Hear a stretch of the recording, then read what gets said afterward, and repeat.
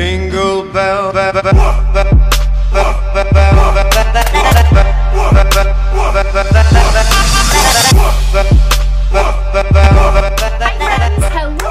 are you? I hope you guys are having an amazing day today. Hello. Welcome to Glowmas. Hi.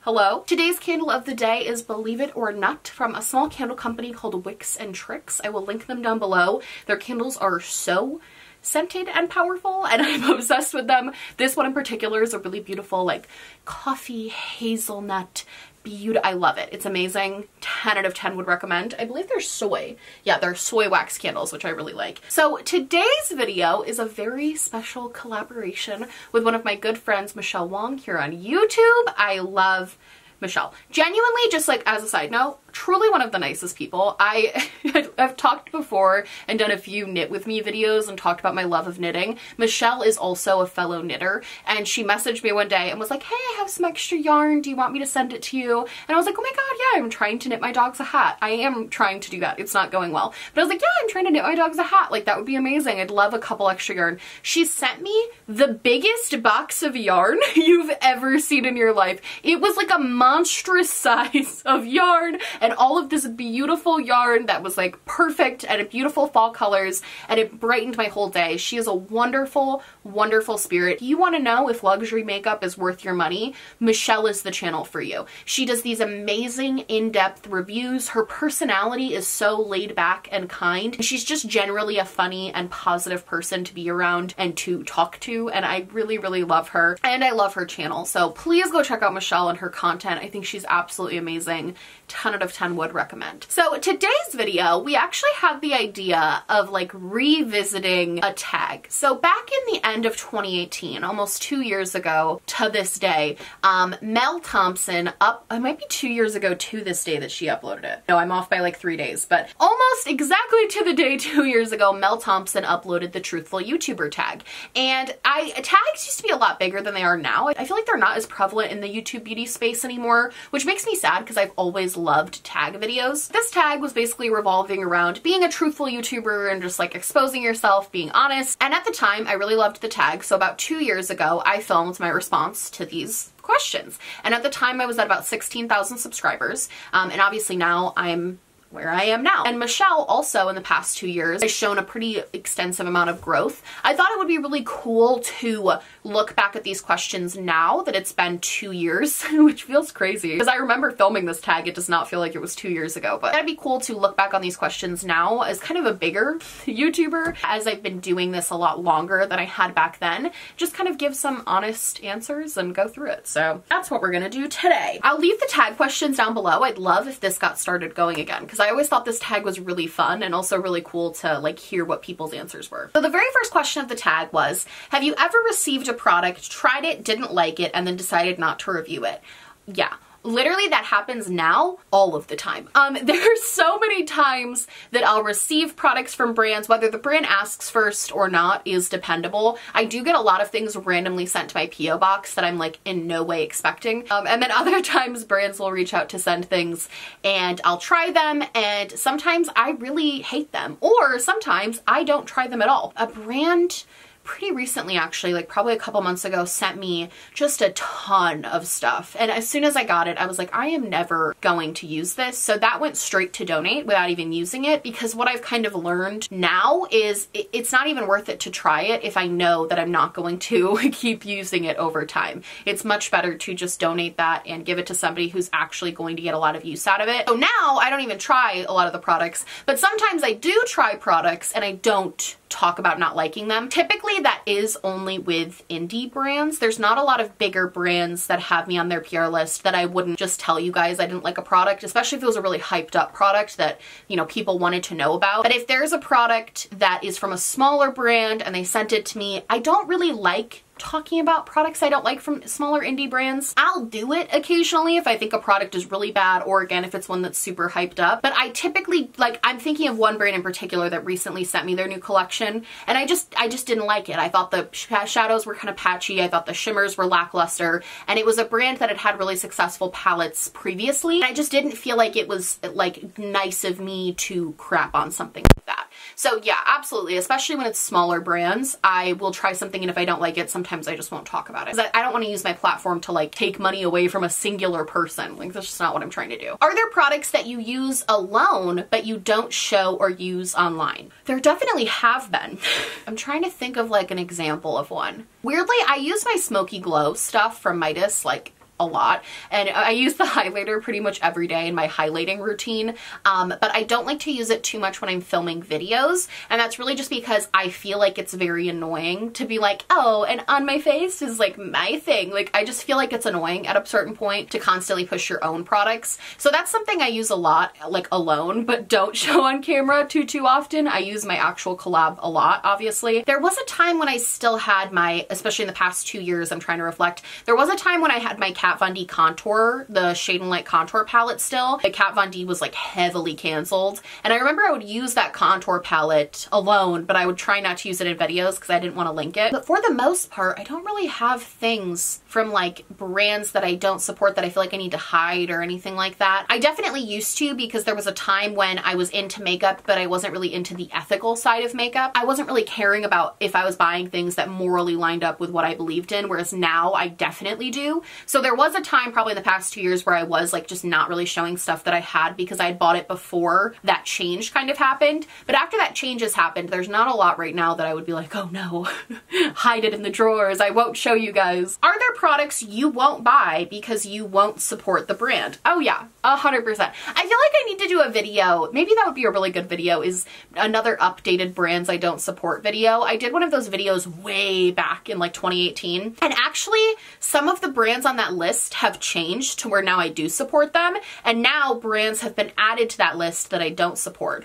So I always find that really interesting how things kind of come and go. But yeah, there are brands that I don't support. You guys know that. I mean, I feel like some outliers are obviously like Too Faced, Morphe is a big one I don't support anymore, Lime Crime's one that I feel iffy about, obviously Jeffree Star Cosmetics. Like, there's brands that I just don't support. Yeah, for sure. Do you have any blocked words? Yeah, I do. I wonder if I could tell you guys my blocked words. I have a few. First of all, and I think every YouTuber should do this, I have my last name and my entire, any words or like numbers that are in my address, my home address. I have all of those blocked. And I think every YouTuber should do that, especially if you keep your last name on the internet private like I do. And having your address, or even like the address of your parents or anything like that, having that blocked I think is really, really important, just because on the off chance that somebody does try to dox you or anything like that, that gets filtered through and then it won't go through. So even though sometimes it's a little bit annoying to have that, it's definitely worth it to protect your safety, to have any comments that contain those things just get pulled instantly. So I have that in place in all of my blocked words, and I think everybody should do that. I also have like my fiance's last name blocked out now. I'm trying to think of other like safety reasons that I have blocked words, because there's a few things that I worry about. And then as far as other blocked words, I don't have a lot. I do have any slurs are blocked, and that's just because a while ago, actually, it was like when I first started my channel, somebody called somebody else a slur, and I was just like shocked that that didn't automatically get put in the held for review. So I went in and manually added every single slur I could think of that could possibly be pulled. I used to have Leno as one, because people constantly talk about my chin, but I've decided to embrace the Leno thing. So we're just embracing that. I think I took that one out. So I did have Leno, and then I think I had just like standard like bully words. Like I think I have the word fat blocked. I think I have the word, oh no, I had to unblock fat actually, because my friend is spooky lips and fat hips. So anytime people would mention her, their comments were getting pulled, and so that wasn't fair. So I unblocked that one because I was like, whatever. But I do have some blocked words. Yeah, I think everybody probably should have at least some that are like, okay, this is not happening. The next question is, do you delete comments, and if so, why? I don't really delete comments. I hide people from my channel. So what that means is if there's a comment that is like really vicious or mean, I will hide a person from my channel, and that just means that they can still see their comment. To them, it looks like their comment is there, but nobody else can see it. And anytime they comment on my channel, nobody can see their comment. I used to be way nicer, and I used to definitely try to give people chances, and it was only if it was like repetitive offenders of, you know, saying nasty stuff. My patience has worn thin over the years. If you say some bullshit, like, you're gone. I don't put up with it anymore, honestly. Just because I honestly, like, I love reading my comments. It's like my favorite thing to do. And I don't even mind if people are like, hey, I disagree with you. Hey, I think you're wrong about this. Like, that I don't care about. What I care about is people being like trolls or assholes or mean. And if you pull that even once in my comment section, I just have no tolerance for that anymore. Like, I enjoy reading the comments way too much to have people who want to come in and like mess things up, like pull that. So yeah. And if I find out, or if I see like in the replies that somebody is being rude to somebody else, then you're hidden from the channel as well, because I won't tolerate that either. But I don't always catch those types of things, because usually I used to be able to read comments a lot more, but obviously in the past couple years, it's gotten a little bit overwhelming. So usually what I'll do is for the first like 24 hours, I'll periodically every couple hours check in and try to like heart comments and try to engage after a video goes up. And after that 24-hour period, I usually kind of leave that comment section and just don't really revisit it too often. So I definitely feel bad, because I know that sometimes I'll miss things in comment sections. And I think that's where it does get kind of tricky. I thought about asking people to moderate before, but I also feel weird about that. Like, I don't want to make people spend their time trying to like go through things. But yeah, so yes, I do delete comments, but not really. I just hide people. It's very rare that I'll just like delete a comment, I think. I can't remember the last time I've just deleted. I really just hide people. It's much more effective for dealing with people who are leaving the type of comments that would warrant being hidden. Yes. The next question is, do you block people? And I basically, that's what hiding people from the channel is blocking. As far as people on like other forms of social media, like Twitter, I don't think I've probably blocked like 5 people on Instagram in the entirety that I've been on there. And kind of similarly with Twitter, I don't tend to block people. If I block people, it's because I want them to know that I've blocked them. It's because I'm feeling petty and I want them to know. But for the most part, I don't block people. I'm a muter on Twitter, so I will mute you all day. Like, if you're really being annoying on Twitter, absolutely, I will mute you. Like, that's not a problem for me. I think muting is much more effective, because then like people can still respond and say what they want, and people can still like see the tweets, and you can still like all of that. But I don't have to like see annoying or mean comments. You know what I mean? I also think in a way, when you block people, sometimes, depends on the circumstance, but I do feel like sometimes blocking people makes them think that they've won. There are certain troll-like people on the internet who, when you block them, I think they genuinely feel a sense of satisfaction from getting you to block them. Like, they feel like they've won in that situation. So I found muting to be much more effective, because it's just like they're screaming into a void and I can't see it. There's only been a few instances where I feel like people have crossed the line enough to where I should block them. Yeah. I've also done a soft block before. I've been a soft blocker in my day. I've only done the soft block like twice. A soft block is when you like block someone really quick and then unblock them, and that just means they've unfollowed you. I've done that a couple of times, but it's very rare that I do that. Have you ever lied about a product to stay on good terms with the brand? No, I don't think so. I'm not really still relevant enough with most brands, to be perfectly honest. Like, I'm definitely starting to get on more PR lists this year, which is really cool. It's just like an awesome thing to have happen. But I am still not on like a ton of brands' PR lists. I wouldn't say I'm like raking in the free stuff. And I don't think I feel any obligation to really lie about something just for free makeup. My whole thing is, if I really want something and I don't get in a PR, I'll just buy it. I'm in a unique position as a makeup person where people aren't exactly coming to me for like first limited edition review that like nobody else has done. Like, I don't think my audience particularly minds if I review something that's like a week old in like a talktorial, because that's just how I've kind of set up my channel. I think for some channels it is really detrimental to be taken off of PR lists, because people go to them to get exclusive information on makeup. So if they don't have PR access and they're not getting a product first, it can really hurt their channel. But I think just because of the way I've built up my channel, I don't really have to worry about that, thankfully. So yeah, I think it just depends on how you do your channel that it would matter if you were on PR lists. For me, it doesn't really matter. It's just kind of a cool perk. So no, I've never lied about something. Have you ever initially liked a product when you reviewed it and then changed your mind but didn't let your audience know? Probably. I think it's kind of difficult. I almost think this could be really applied to like YouTube drama as well. And this is something I'm trying to get better about, but it is difficult because sometimes you'll make like a drama video and you'll have your opinion on it, and then a few months later your opinion on the situation might have changed. But it's like, do you make an entire video talking about your changed opinion? Because at that point we've all moved on. Like nobody really cares anymore about that situation. So it's kind of like this internal grappling of like, do you post something saying your opinion has changed, or do you just like move on, you know? I've been trying to grapple with that recently. My new kind of rule of thumb is if it's still kind of a recent prevalent situation and my opinions have changed, then I'll talk about my opinions changing. But if it's like months later, I'm like, you know, I kind of see this differently now, just because that's how life works and your opinions change on things. Usually I just won't say anything. But it's the same thing with products. I mean, it depends. If I try something and I'm raving about it, but then 2 days later I find out it gives me a horrible irritation and I won't use it anymore, then I would absolutely let you guys know. But if I like try a product and then 6 months from now I just realize I don't like it as much as I thought I did, I probably will just forget to bring it up. I don't think I would ever maliciously like not say something. I think it's more just like you either forget or you just don't really think it's relevant to talk about, if that makes sense. Are there influencers you don't trust? I would actually say that this answer has changed a lot in recent years, because are there influencers I don't trust still?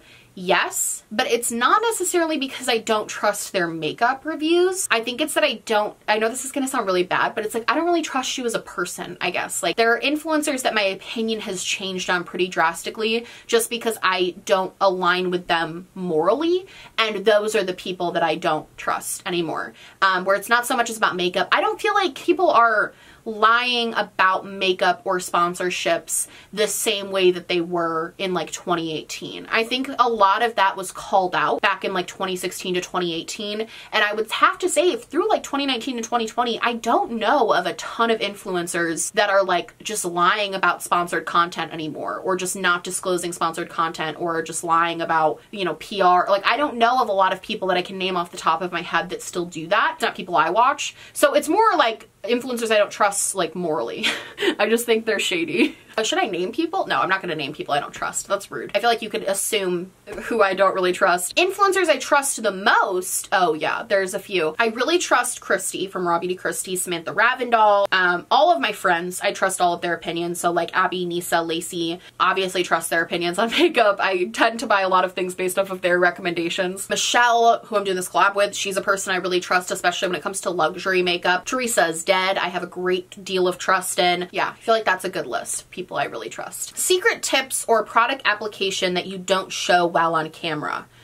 Ooh, I feel like for the most part, there's not anything I try to hide on camera. I feel like I do hide how bad I am at applying lipstick and lip gloss. And how long it takes me to apply like a lipstick. I feel like I always, especially in tutorials, I'll like cut away while I'm trying to apply lipstick. And I feel like you would be shocked at how many minutes I have to cut of me trying to desperately apply lipstick. That's why I've been sticking to gloss. I really need to just learn my strengths. Like I'm just not good at applying lipstick, but I don't like hide it from you guys because I'm like, oh, here's my secret tip that I'm so good at. I do it because I'm bad at it and I really just don't feel like getting roasted. So I feel like if anything I hide, it's lip product application, because that is the one thing I am just absolutely horrible at. Have you ever showed one product but were actually using another? The only thing I can think that I did that with was my Midas collab. I did that. Also, and this isn't malicious, but sometimes I film videos like a few days before I actually post them. And obviously in my description, I always try to link products, and I try to make that as accurate as possible. But sometimes I just literally cannot remember what product I am wearing, especially like on my lips or on my eyes. So I pick a product that I know is really good, that I know has a similar color, that like I know would be fine, and that's usually what I'll put in my description if I can't remember exactly. That's really only if it's like there's days between me making the description and filming the video. It's very hard to remember what you're wearing, especially because a lot of videos I film like 4 videos in the same day, and I'll make slight changes to my makeup. Like I'll put on a different lipstick, or I'll add a glitter over my lid to make things look a little different. I'm doing that today actually. I filmed 2 videos before this one. So yeah, that's the only time I can think that I've done that. I can't think of any other time I've been like lying purposefully about it. It's usually just I don't remember. Like it's usually just that I'm bad at my job. Have you ever not disclosed a sponsorship? No. Never. I always disclose sponsorships. I feel like that's just such an easy thing to do. Have you ever had a bad interaction with a brand? Yeah. Yeah, absolutely. I mean, one interaction I've had a couple actually. Usually it's brands undervaluing me. I feel very weird talking about that because I do understand that when I say like, oh, a brand is undervaluing me, it does sound a little annoying, especially given that it's like brand collaborations and sponsorships are typically pretty easy money. So it does sound very annoying as an influencer to be like, oh, they were undervaluing me. But I have had situations where like a brand will reach out for a sponsorship and they'll offer me a certain amount of money, and it's a very low amount of money, and I'm like, well, that's kind of weird. And I don't really care, like if I like a brand enough, that's not a big deal, but sometimes it's like, well, that's a little bit weird, you know, that it's so low. I actually had this happen twice where one brand was offering me like a very low amount of money, and they were offering my friend a similar deal, but they were offering her a lot more money and also free product. But not to like shade her, because I don't care about numbers, but when we're talking about, you know, numbers and engagement in terms of brand sponsorships, that means typically if you have more higher numbers, you would get paid more and offered more. And she had a lot lower than I did, and she was getting offered more than I was from that brand. And then I had that happen again with another kind of like major brand that does a lot of sponsorships on YouTube. They reached out to me and were really lowballing me, and I was kind of trying to stick up for myself. Like I was like, could I get like an affiliate code where I get like percentages, or could I like, you know, do this? Because I was really trying to make it work. And then I reached out to another friend of mine who I knew had worked with the brand, and she was like, oh, they gave me way more and they gave me an affiliate code, and they just wouldn't do that for me because they were trying to like get a deal, I guess. And a lot of brands pull that whole like, oh, well, we'll see how it goes the first time around, and if you impress us, then we'll up it. And it's like, no. And that's why I actually am really appreciative of having friends in the space who everyone is so willing to be honest and open about those situations. I think it's actually really important for influencers to discuss that type of stuff, especially with each other, because I wouldn't have known that I was getting like screwed if I didn't talk to my friends about it and didn't hear like what they were being offered, you know what I mean? So I think talking to other influencers about that stuff is really important. I think that's like a tool that is really, it's nice to utilize. I think even to that one brand I responded and I was like, listen, I talked to my friend,